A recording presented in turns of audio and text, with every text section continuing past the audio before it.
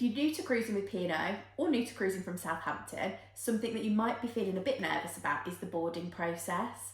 In today's video, we're going to talk you through exactly what you need to prepare before arriving at the port and then what you need to do once you get there.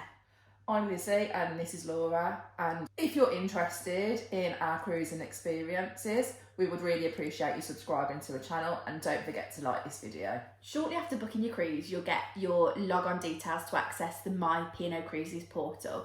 In that portal, you'll be able to do things like book dining, book excursions and experiences on board. And then around about 3 weeks before you're due to go on your cruise, you'll be able to access the online check-in system. In the online check-in area, you'll need to add a photograph of yourself for the security photo. You'll be able to add credit card details, and you'll also need to add all your passport information. You don't have to do these things, but it will make check-in a lot faster once you're there at the terminal building. And if you have booked through a travel agent, usually they'll help you with this. Once you have entered all of your details, a boarding pass will be generated alongside your luggage labels. On the boarding pass, there will be a QR code which they scan as you are getting onto the ship, and there will be a time of arrival at the port. Along with your passport, this is the only document you need to take with you to board. Once you arrive at the terminal building, you'll be able to hand your luggage over to the staff that will be there waiting. There are different areas to hand your luggage over depending on which deck you're staying on, so keep your eye out for those. There's usually some really clear posters, but the staff will also point you in the right direction too. If you're cruising on one of the larger ships like Iona, Arvia or Britannia, you're most likely to be cruising out of Ocean Terminal.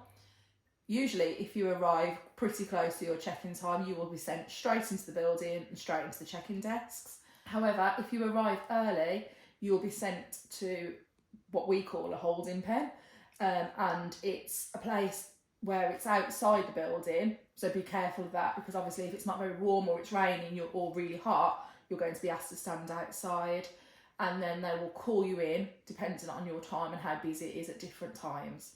If you don't want to wait in this outside area, you can still leave your luggage at the terminal building and then pop back into Southampton, or maybe go to somewhere like Mayflower Park and move away from the building and then come back closer to your time.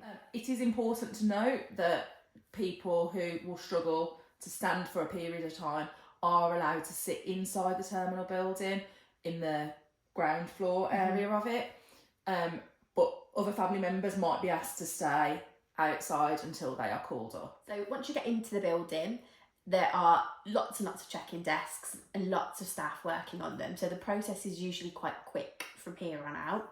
You'll head straight to the desk now, there's no waiting around once you go in, and then somebody will process all of your details. This is the point at which, if there's any issues with any of the details you completed online, they'll redo that for you, including retaking the photo if it's not accepted as a security photo. We've definitely had that happen to us before. And then you'll have your boarding pass stamped as ready to board, and then you'll be sent through to security. So on the odd occasion, you may be asked to take a seat before going through if there's a bit of a queue, but you tend to be sent straight through. It's just like going through airport security. They will ask you to remove anything from your pockets and put them in a tray, remove your belts. If you've got a laptop in your bag, they ask you to take it out. So it is just like airport security without having the restrictions on the liquids. When you have passed through security, you will then head straight down the gangway and onto the ship, which obviously is one of the most exciting parts of the holiday.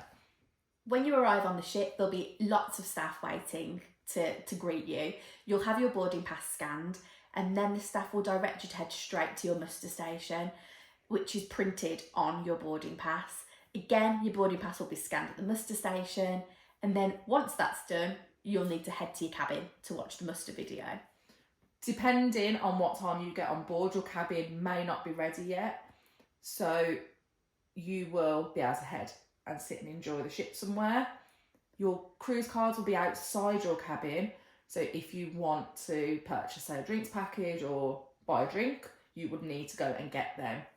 Once you're allowed into your cabin, you will watch the safety video, and the cabin steward will come along and check that you have watched it. Once that is completed, you are free to enjoy your cruise. Thanks for watching. If you've enjoyed this video, don't forget to click on the thumbs up below to give it a like. And also please do subscribe to our channel. You can also follow us on social media. We're Sisters on the Seas.